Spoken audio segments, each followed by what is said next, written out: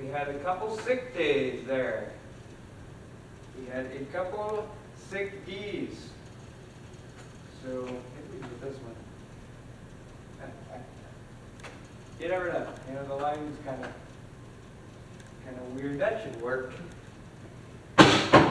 All right. So. Wow. Okay. Welcome to class, everybody. As I said, we had a couple sick days there, so we were off, unfortunately. So for today's class, I thought, instead of jumping into the next scene, rather make sure that's good there. Oh, focusing. There we go. Okay. Alright, so our last class we went over the scenes of not Voracity. It was our next scene, is scene 10 through 11. And it was all about control, and it was about the future of Diane, right, Mama, and where she had come about after the tragedy and the collapse. So that's what was going on there. But for today's class, I thought, why not? Let's go back. Let's drag it back. Let's draw it back to bottom line basics, right?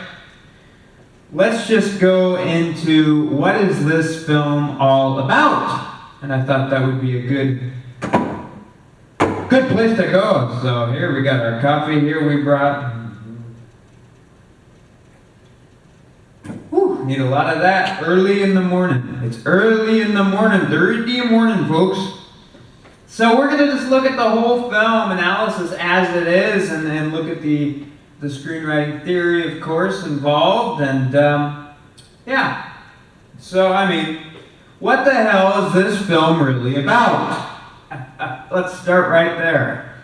Well, at the core, not Voracity is about what happens when love survives reality. Okay, let's say that again. At the core of this film, it's not about what happens necessarily, but it's about the beautiful battle of when love survives reality. Okay? It is simply not about grief. Or memory, okay, or ghosts. It is about a connection so profound that the human mind recognizes and really, quite literally, reorganizes itself around it. Okay, that's what not Voracity is all about. Let's look at the title, right? Not Voracity. Not Voracity. Look, where is it? Right here. Right there. Not Voracity. Okay? Voracity is an old English word from the 16th century, I believe. Okay, and what does it mean? It means an insatiable hunger. It means consumption. It means an endless appetite. Appetite. Okay? The title rejects the idea of love as a possession or as an obsession. Okay. The film is, it's arguing that true love is not consumption. Rather, it is recognition. Okay? Beautiful. So, this film really, it tests you. It tests you. It puts you in this place where you have to ask yourself, is truth something we prove, or is it something we choose to believe? Okay? That's what this film forces you to, reconcile with. It forces you to ask yourself, is truth something we prove, or is it something we choose to believe? And so, the film expands that further turning into maybe some more questions. That of which, can emotional truth become more real than objective reality? Right? So these are the deep-seated questions that this film is provoking in our audience and anyone who watches it or reads it. So, let's look at what makes this film unique and stand out from other films. Well, most grief stories are about healing and acceptance. Not Voracity.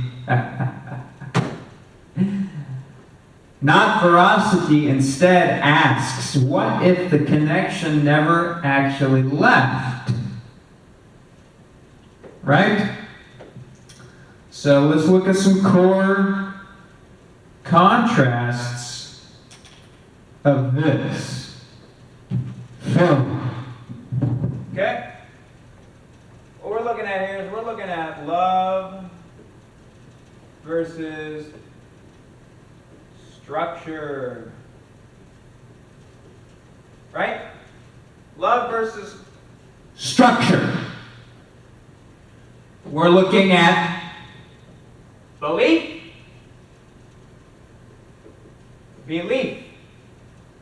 versus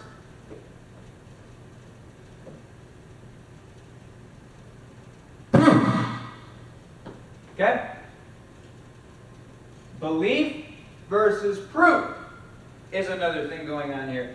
We have, now we have memory. Memory. I remember. Right? We have memory versus reality. Reality. We don't need these periods here. Get rid of them. And we have intuition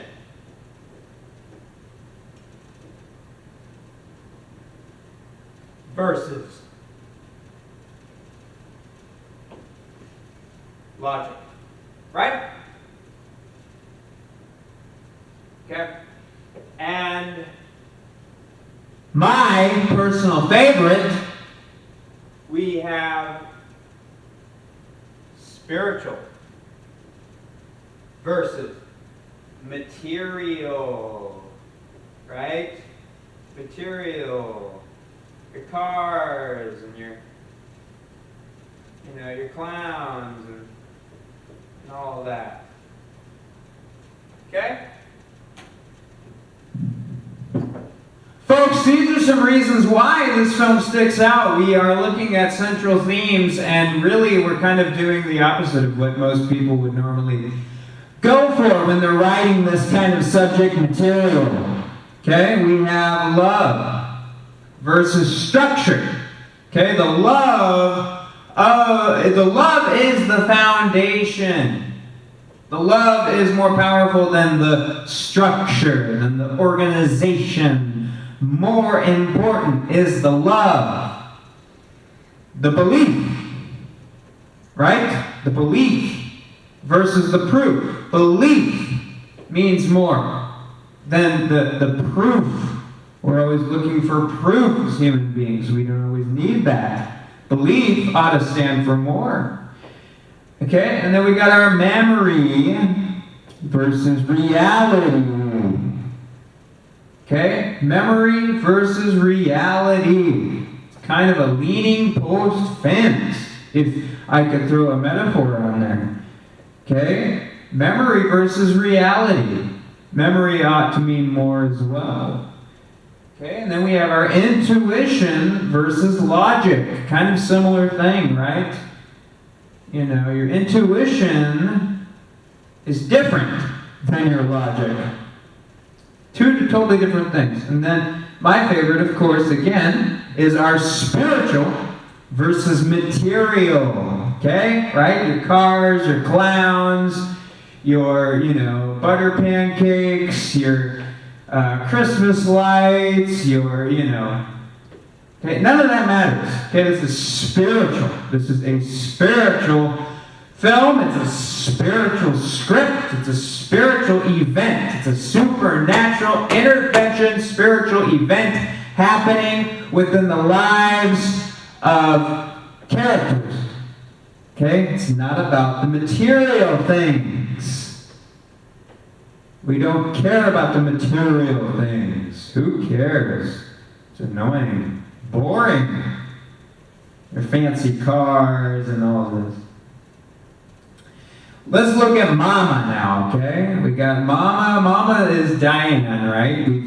We've got her name established in that last scene when her boss mentions her by name. But the first time in the whole entire film, it's actually a very beautiful little snippet of gaining more of an intimate understanding of who Mama is. Okay? Mama. This is Diana, right? Diane. Let's look at her character, right?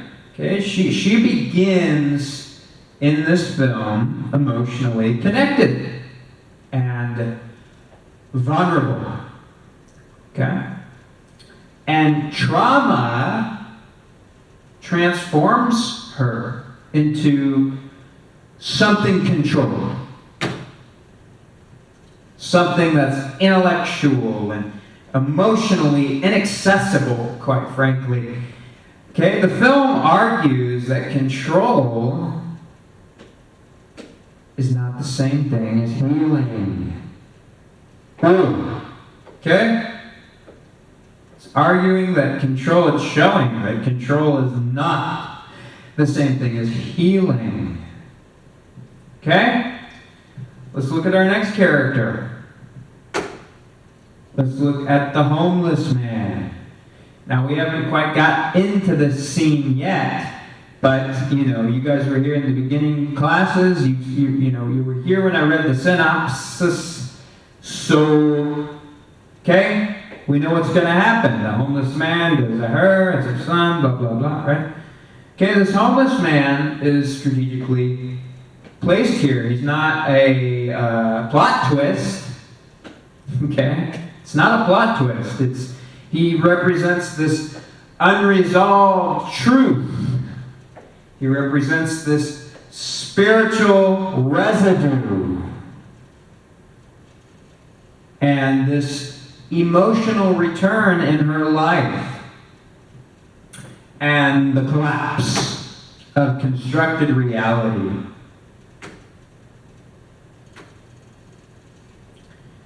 Right? So that's what the homeless man represents. Represents all those things. Another one thing that we show a lot in this film is the horror. The film's horror. But the horror is not supernatural activity. Ghosts and poltergeists and all this thing. Exorcist. You ever seen The Exorcist? Great movie, but this isn't what we're going for. No. This isn't supernatural activity. The horror is the possibility that love itself is powerful enough to destabilize reality. That's the real horror. That's the real horror. Is that love itself is powerful enough to destabilize reality. Wow. Right? So that's why. That's one of the big heavy hitters of this script and why it's going to stick out, and it is sticking out. It's like a filing cabinet, I'm trying to jam the thing in there. It's not going to go down. It's sticking right up. So we're just going to have to close the lid with it sticking out. It's spiritual, guys. The film is spiritual. This story consistently, it constantly suggests identity beyond physical form. It's always showing connection beyond death and meaning beyond logic without ever fully confirming it. Okay? And so, where's my little whiteboard here? Let's go ahead and show you some other things here. Yeah, it's a spiritually felt film, folks. And that's just the way it's going to work. We're here for your presentation. Oh, you're here for it? Wonderful. Hey, cool. Well, so yeah, that's what's going on, folks. Is it's a spiritually felt thing. That's how it works. So let's go ahead and look at what we have here as far as the theory behind why all of these things apply. So we have, number one, emotion over explanation, right? In fact, I don't even need to write it down. I'll just read it to you guys because this is a lot of stuff that we've already been over quite a bit. But it's emotion before explanation. You know, the human brain, as we went over, is always prone to go towards emotion, right? Rather than explanation. Another thing is behavior over exposition, right? We always go towards human behavior first. That's just our reaction as human beings. Because we're looking for human behavior, and that's what gives us our cues to feel a certain way, to think a certain way. Okay? Next is our repetition, right? Repetition creates the meaning. Okay? It's tangible, and it really helps the audience kind of get into that spiritual mind frame. Okay? Another thing that we do through this story is we are withholding a lot of information, which then creates the engagement, right? It gets people to jump in, to want to immerse themselves into the subject matter. Okay, and then here we go. Here's the big one, folks. This is the spiritual residue, right? Spiritual residue, the big SR that I keep telling everyone about over and over in this class, if you take anything from it. It's the spiritual residue. A film is only going to be heavy-hitting if it leaves you with a certain amount of spiritual energy, good energy, that will, lead to a higher knowledge, or maybe lead to a reflection of how you feel about yourself, or learning something about yourself, a certain amount of growth, if you will. The whole thing is soaked in what we've talked about before as well, this metaphysical love, right? This realm of where there's this unconditional love. And the more you dive into that, the more you'll find happiness, to say the very least. It's an internal experience over any kind of external plot. Yes, it's not about the plot. As I always say, it's not about the plot. It's about what it means. It's about the way it moves you. That's what it's about. The emotional structure of this is especially this script in particular, is the showing of love and to loss, which then leads to collapse, right? Perception collapse, which then leads to a control, which then leads to the rebirth, if you will, the return, and then the destabilization, and the recognition. Okay, this film externalizes the unresolved grief and the emotional memory and the human inability to fully let go of meaningful connection. It's very much supernatural. It's not something that we can perfectly explain. It's something that you feel. Of course, not Voracity is, it's not asking whether something supernatural happened. It is asking whether human connection can become powerful enough that reality stops feeling stable without it. Right? So there's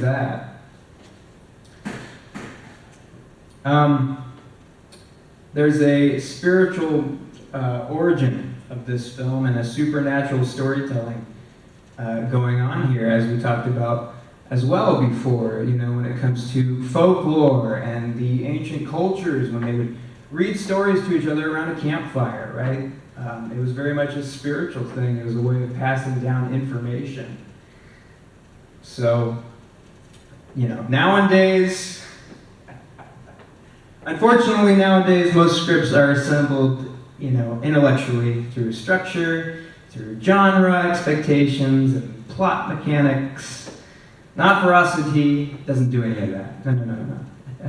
Because it emerged from dream imagery, if you will. It's emotional intuition. It's a subconscious symbolism, and more importantly, that metaphysical questioning.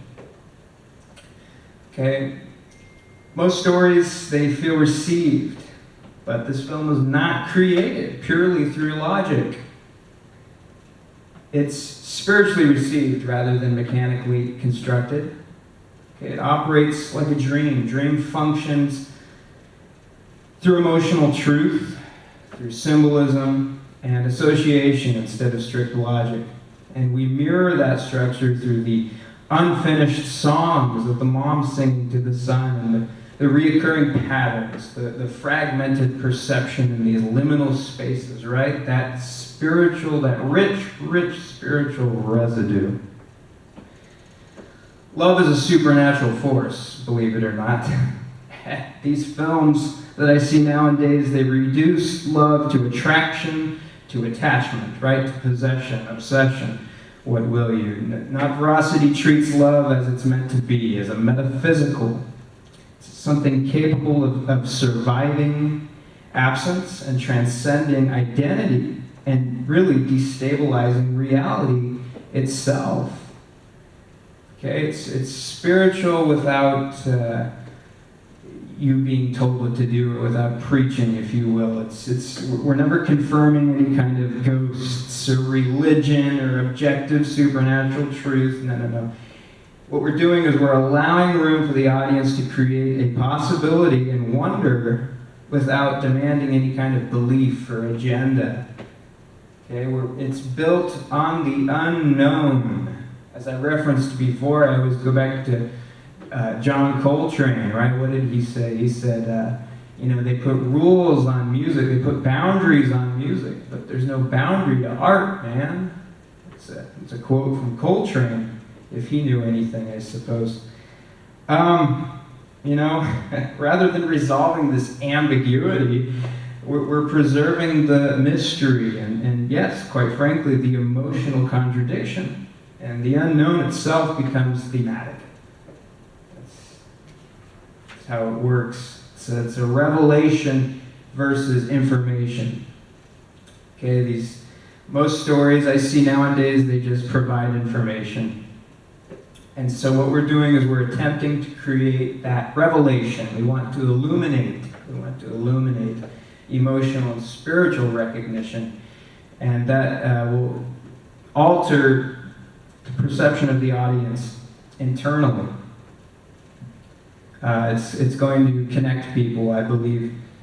And let me go check my Zoomers real quick, folks. Got to check my Zooms.